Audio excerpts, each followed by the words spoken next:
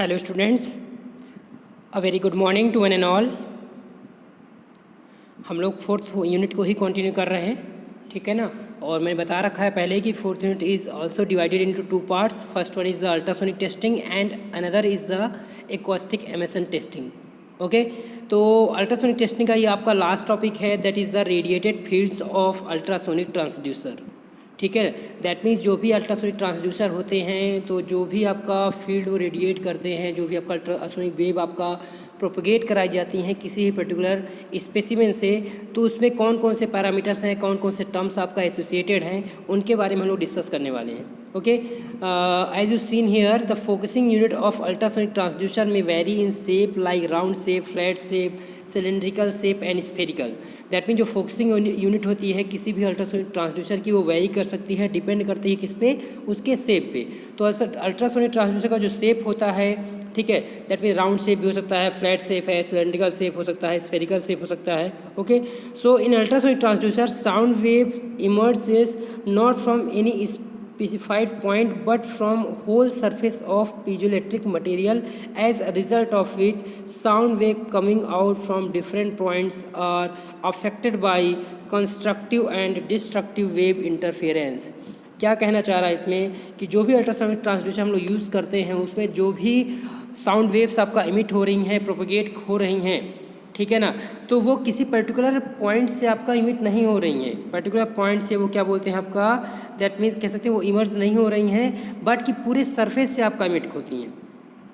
ठीक है, जिसके परिणाम स्वरूप क्या होता है आपका, वो इसका मेन रिजल्ट क्या है आपका, दैट मीन्स पीजोइलेक्ट्रिक मटेरियल जो है आपका उसके पूरे सरफेस से आपका क्या होगा, आपका अल्ट्रासोनिक एनर्जी आपका वहाँ से इमिट होती है। ओके, और ये जो आपका दैट मीन्स डिफरेंट पॉइंट से आपका इमिट होती है, और जो टोटली आपका अफेक्टेड होता है किसके थ्रू होता है, by the constructive and destructive wave interference के कारण। ओके, ये आपका इसका डायग्राम है, ये आप इसको अच्छे से इसकी प्रैक्टिस ज़रूर कर लें। ठीक है, that is the field of sound beam from ultrasonic transducer, ये यहाँ पे दिखाया गया है। आप यहाँ पे देख सकते हैं पीजोइलेक्ट्रिक मटेरियल है, ठीक है ना। पीजोइलेक्ट्रिक मटेरियल का आपका एक सपोर्टिंग एलिमेंट आपका बैकिंग मटेरियल वहाँ पे है, ठीक है। और किस तरह से आपका वेव्स यहाँ पे प्रोपोगेट हो रही हैं, यहाँ पे बेसिकली देख रहे हैं आपका दो पार्ट में डिवाइड किया गया है इसको। पहले तो आप इसकी एक सेंटर लाइन देख रहे होंगे जहाँ पे जो साउंड की इंटेंसिटी है आपका वो मैक्सिमम आपको यहाँ पे देखने को मिल रही है, वो मैक्सिमम होती है। फिर इसको आपको बेसिकली दो पार्ट में बांटा जाए तो एक आपका नियर फील्ड आता है, दूसरा आपका रहता है आपका फार फील्ड। ठीक है, तो जो नियर फील्ड होता है उसे हम लोग क्या बोलते हैं, फ्रेजनल जोन बोलते हैं, और जो फार फील्ड है आपका उसे हम लोग क्या बोलते हैं, आपका फ्रॉनहोफर जोन बोलते हैं। ठीक है, तो यहाँ पे उसके बाद जो नियरर फ्रेजनल जोन के जस्ट आपका जैसे हम लोग बियॉन्ड द फ्रेजनल जोन क्या होता है, वहाँ पे बीम डाइवर्ज होती है, बीम डाइवर्जेंस आपका देखने को मिलता है, और जो यहाँ पे उसके बाद बीम स्प्रेड आपको देखने को मिल रहा है आपका, ठीक है, जस्ट आपका फ्रेजनल जोन के फ्रॉनहोफर जोन के बाद। ठीक है, तो ये जो भी आपका बीम स्प्रेड है, आपका बीम डाइवर्जेंस है, ये टोटली आपका एंगल मेजरमेंट होता है। इसको हम लोग आगे डिटेल में पढ़ेंगे, ठीक है, वन बाय वन डिस्कस करते हैं। First of all we are going to discuss about the near field और फ्रेजनल जोन। ठीक है, दैट मीन्स नियर फील्ड या फ्रेजनल जोन क्या होता है, it is nothing but the zone nearer the source. That means obvious सी बात है, जो पीजोइलेक्ट्रिक मटेरियल है उसके जो नियरर आपका है, ठीक है, उसे क्या बोलते हैं हम लोग, नियरर फील्ड बोलते हैं, नियर फील्ड बोलते हैं। ओके, यहाँ पे क्या होता है कि जो क्या बोलते हैं, जो साउंड इंटेंसिटी है उसमें आपका जो मैक्सिमम फ्लक्चुएशन देखने को मिलता है। ठीक है, कहाँ पे आपका, नियर फील्ड में। ये क्यों होता है, फिर से बता रहा हूँ, किसके कारण से, constructive and destructive wave interference के कारण से यहाँ पे क्या होता है, वहाँ पे काफ़ी फ्लक्चुएशन आपका इंटेंसिटी में देखने को मिलता है। ओके, और जो nearer field is defined by a distance N beyond which the beam diverges and the near field length N can be calculated from the equation. That means जो नियर फील्ड आपका ये डिफाइन किया जाए तो ये क्या है आपका, दैट मीन्स एक डिस्टेंस एन से डिनोट करते हैं। ठीक है, बियॉन्ड विच जिसके वहाँ तक क्या होता है आपका बीम डाइवर्ज करती है, beyond which the beam diverges and the near field length N can be calculated. कैसे आपको कैलकुलेट कर सकते हैं, ये दो आइडेंटिटी दी हुई हैं, N equal to D square upon 4 lambda. ठीक है, ये एक आपका जनरल इक्वेशन है, बट कहीं पे आपका स्पेसिफिक कर दिया, स्पेसिफाई कर दिया है कि आपको कहीं पे एंगल बीम ट्रांसड्यूसर आप यूज़ कर रहे हैं और उस पर्टिकुलर ट्रांसड्यूसर का इफेक्टिव एरिया यदि आपको दिया हुआ है तो उसके लिए क्या होता है आपका, आप डायरेक्टली यूज़ कर सकते हैं, that is the length of या the distance of nearer field, that is nothing but the 1.3 times of square of effective area. ठीक है, effective area that means transducer का इफेक्टिव एरिया की बात कर रहे हैं, ये आपको यहाँ पे दिया हुआ है, where D is the transducer diameter, lambda is the wavelength and that means ये दोनों किस में है, मिलीमीटर में है। बाकी जो इफेक्टिव एरिया है that is the transducer element, वो आपको ऑब्वियस सी बात है मिलीमीटर स्क्वायर में होगा। तो ये फर्स्ट पॉइंट है आपका, that is the nearer zone. अब हम बात करेंगे आपका फार फील्ड या फिर फ्रॉनहोफर जोन की। ओके, तो it is the zone beyond near field where more uniform beam of sound waves with maximum strength are obtained. तो जैसे कि आपने देखा कि आपका नियर फील्ड में क्या होता है, दैट मीन जो फ्रिजनल जोन में क्या होता है, वहाँ पे काफ़ी फ्लक्चुएशन आपको देखने को मिलता है साउंड इंटेंसिटी में। जबकि फार फील्ड क्या है आपका, दैट मीन्स नियर फील्ड के जैसे ही आप आगे बढ़ते हैं, ठीक है, जिसे हम लोग फ्रॉनहोफर जोन बोलते हैं, ठीक है, वहाँ पे आपको क्या देखने को मिलता है कि जो साउंड वेव्स है आपका वो क्या रहेंगे, आपका बिल्कुल यूनिफॉर्म बीम रहती हैं और जो इसकी स्ट्रेंथ रहती है वो मैक्सिमम रहती है। ओके, तो ये है आपका फार फील्ड और फ्रॉनहोफर जोन के बारे में।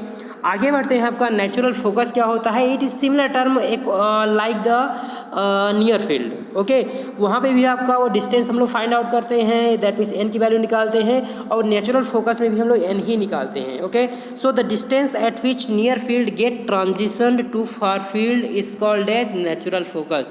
दैट मीन्स जो आपका नियर फील्ड है आपका वो ट्रांजिशन होती है फार फील्ड में, वो जो आपका डिस्टेंस होती है उसे हम लोग क्या बोलते हैं, नेचुरल फोकस बोलते हैं, और एन से डिनोट करते हैं, जिसकी जो वैल्यू होती है क्या होती है, N equal to D square upon 4 lambda.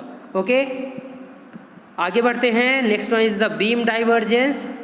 It is the measure of angle between one side of sound beam and central line in far field zone. मैंने बता रखा था कि यहाँ पे क्या करते हैं, आपका बीम डाइवर्जेंस हो आपका या बीम स्प्रेड हो, दोनों में क्या होते हैं, हम लोग एंगल मेजरमेंट करते हैं।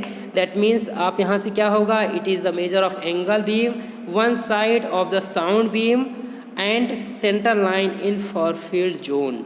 तो यहाँ से हम लोग क्या करते हैं, दोनों के बीच में जो एंगल होता है फार फील्ड जोन में, ठीक है, तो ये इस एंगल को क्या बोलते हैं हम लोग, बीम डाइवर्जेंस बोलते हैं।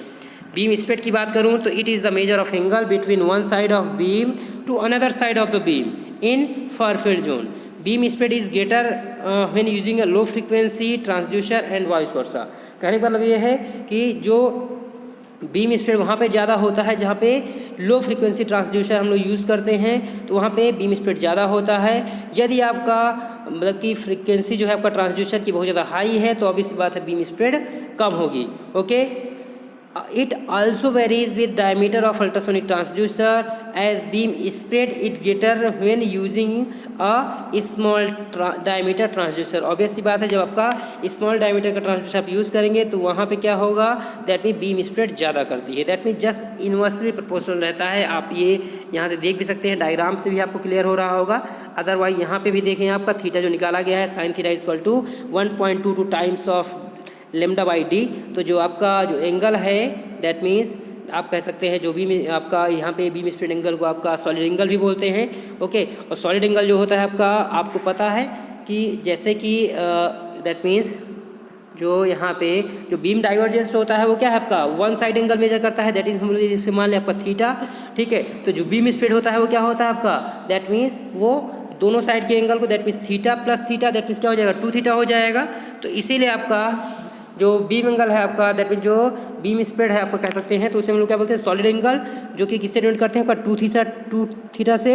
एंड यहाँ पे क्या होता है आपको maximum axial intensity is given by the formula sine theta equal to 1.22 lambda by D होता है, जहाँ पे सारे नॉमेनक्लेचर आपको पता ही है। थीटा क्या होता है आपका, that is the half the angle of beam spread in degree. बाकी आपका लेमडा एंड डी क्या होते हैं आपका, that is the wavelength and transducer diameter in millimetre. Okay, तो ये आपका और सारे पॉइंट है आपका, 5 पॉइंट मेरे ख्याल से क्लियर हो गए होंगे। लास्ट में मैं आपका डिस्कस करूँगा इसके बारे में, आपका एडवांटेजेस एंड डिसएडवांटेज के बारे में, अल्ट्रासोनिक टेस्टिंग के कौन से एडवांटेजेस हैं, कौन कौन से आपके डिसएडवांटेजेस हैं। तो यदि मैं आपका एडवांटेज की बात करूँ, ओके, तो एडवांटेज में आप देख पा रहेंगे first of all that is the fast and reliable method होता है, बहुत जल्दी आपका रिजल्ट देता है, रिलायबल होता है। इसकी सेंसिटिविटी काफ़ी ज़्यादा हाई होती है आपका, और ये क्या होता है आपका, दैट मीन्स बहुत ही एक्सट्रीमली स्मॉल फ्लॉ को डिटेक्शन के लिए भी हम लोग क्या करते हैं, ईजिली इसका यूज कर सकते हैं।